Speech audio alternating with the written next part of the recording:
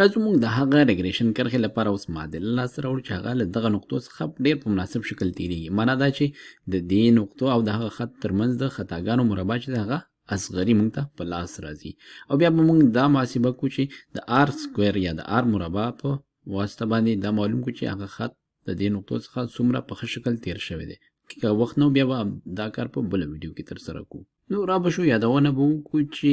د کرښې معادلې به څه شوي وای مساوي کیږي ام ایکس جمع بي، او همدارنګه د میلان یا ام چې دی هغه به عبارت وي له دلته لیکو چې مساوي کیږي ایکس وای د دې دواړو د ضربونو څه شی مین منفي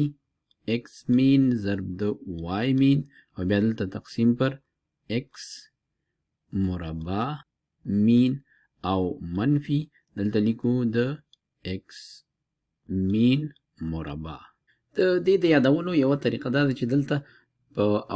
اولو حدونو کې موږ څه کوو، اول حدونه سره ضربو بیا یې مین اخلو، دلته ایکس ضرب وای بیا یې مین اخلو، یا دلته ایکس ضرب ایکس چې ایکس مربع کېږي بیا یې مین اخلو، او په دوهمو حدونو کې څه کوو اول یې مین اخلو بیا یې سره ضربو، لکه ایکس مین اخلو بیا وای مین اخلو، ضرب حالت کې لیکو دلته هم ایکس مین ضرب ایکس مین چې کوم بیرته ایکس مین مربع کېږي. په هر صورت دا یې د یادولو طریقه وه. نو دا شو د ام قیمت، د بی قیمت یا د وای محور سره د تقاطع نقطه هغه چې موږ لاسته راوړو دا موږ پوهیږو چې مساوي کیږي وای مین منفي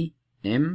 ایکس مین. دلته چې د ام قیمت کوم لاسته راشي هغه بیا دې کې لیکو، او دا موږ کولی شو ځکه موږ پوهیږو چې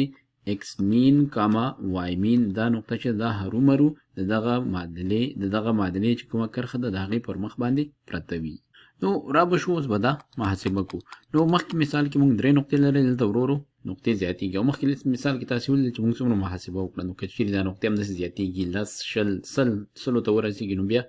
محاسبې بیخي سختېږي، بیا موږ مجبورېږو چې حساب ماشین ته ورمنډه کړو، او یا هم کمپیوټر ته پناه ویسو، او یا د بل پروګرام لکه ایکسل غوندې پروګرام چې محاسبې لپاره پکارېږي هغې ته پناه ویسو. په هر صورت راځو اوس موږ د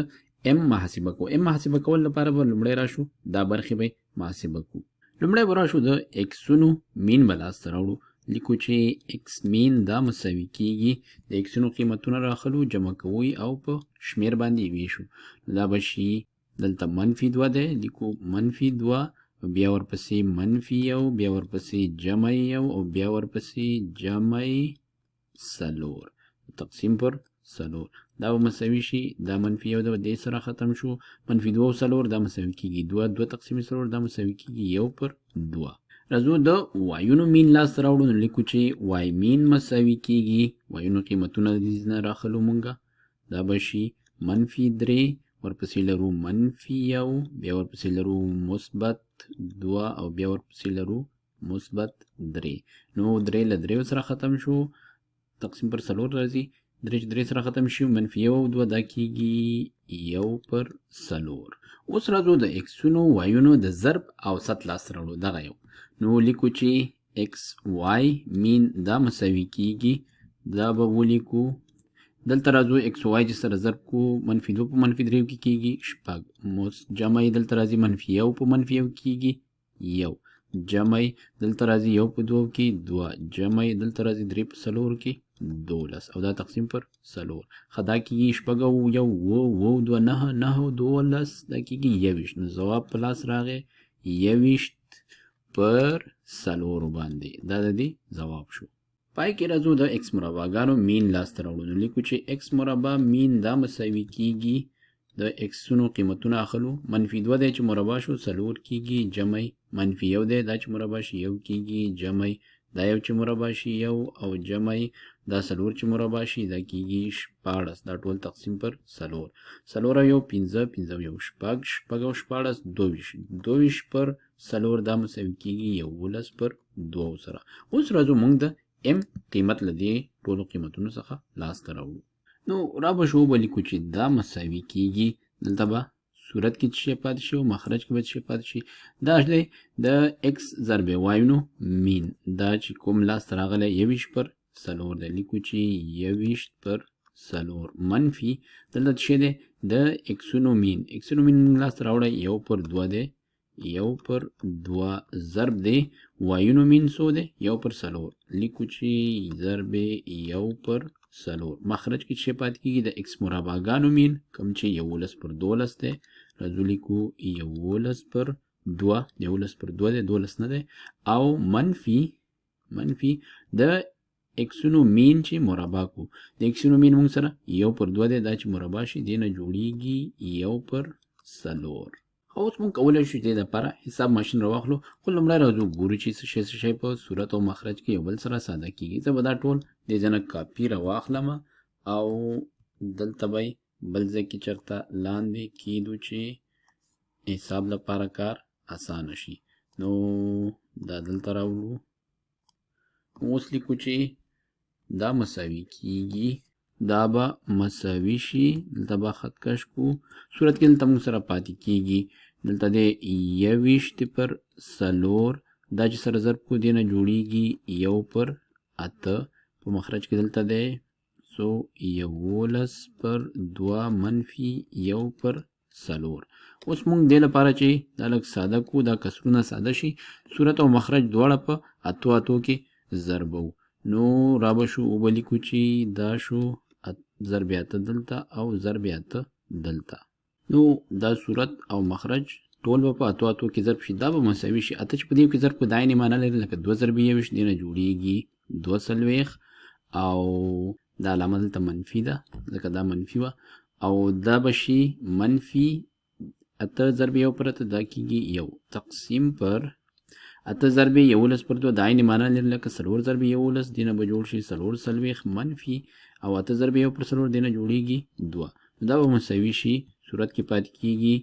1 مخرج کې پاتې کیږي 40 بلکې مخرج کې پاتې کیږي 2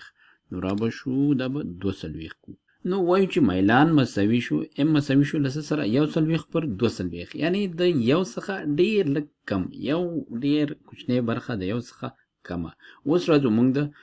وای محور سره د تقاطع نقطه یعنی د بی قیمت پیدا کوو. نو ولیکو چې بی مساوي کیږي د وای مین قیمت د 1/4 منفي ام قیمت ته لاسم راوړی 1/2 او ضرب دی د ایکس مین قیمت 1/2 دی 1/2 نو دې ځنه وایو چې دا مساوي کیږي 1/4 په خپله دا دواړه چې سره ضرب کو دی نه جوړیږي منفي صورت کې راځي 1 مخرج کې راځي 4 د دې ځنه دا مساوي کیږي دواړو ته مخرج مشترک که 4 واخلو 4 چې په 4 وویشو دی نه جوړیږي 2 په 4 کې اته کیږي که نه نو 0 په 4 کې اتیا 1 په 4 دی نه جوړیږي 21 نو یو دې کې چې دا چې په دې تقسیم کو ضرب دا کو 21 او منفي دلته راځي 1 د دې ځنه دا مساوي کیږي 1 نه چې 21 لاړ شي ځواب پاتې کیږي منفي 0 تقسیم پر 4 دا دواړه په 4 باندې د ویش وړتیا لري ځواب پاتې کیږي منفي صورت کې به شي 15 مخرج کې به راشي 21. نو اوس زموږ معادله په لاس راغله چې وای مساوي کیږي ام په ځای قیمت لیکو 1/2 د ایکس په ځای خپله ایکس او جمع د بی په ځای قیمت څو دی دلته جمع قیمت منفي ده نو د علامه منفي پاتې شي 15/21 سره. نو 15/21 خپله ده 1/4 څخه لږ کوچنی دی ځکه دا مخرج د 0 نه لږ څه زیات شوی دی نو دغه کسر قیمت ټول د 1/4 څخه لږ کوچنی راځي نو ځکه وایو چې د وای سره تقاطع نقطه چې دا د 1/4 نه لږ څه کوچنی دې ځای کې به یو قیمت په لاس ورکړي. نو دا شو د وای محور سره تقاطع نقطه یعنی 1/4 منفي 1/4 څخه لږ څه کوچنی او میلان یې څو دی له یو څخه لږ څه کم دی نو موږ کولی شو چې دې نه یوه مستقیم کرښه تیره کړو چې د یو څخه میلان لږ څه کم وي کیدای شي داسې یوه نقطه وي په دې شکل کرښه وي داسې. دا ویډیو موږ همدلته ودرو او په راتلونکي ویډیو کې به همدې کرښې لپاره موږ آر مربع محاسبه کوو. معنا دا چې موږ دا ګورو چې دغه خط څومره په مناسب ډول له دې نقطو څخه تیر شوی دی یعنی د وای په محور کې یا د وای په لوري کې ټول بدلون چې دی د هغې څومره برخه د وای د ایکس په لوري کې بدلون په واسطه او یا دغه مستقیم خط په واسطه ښودل کیږي.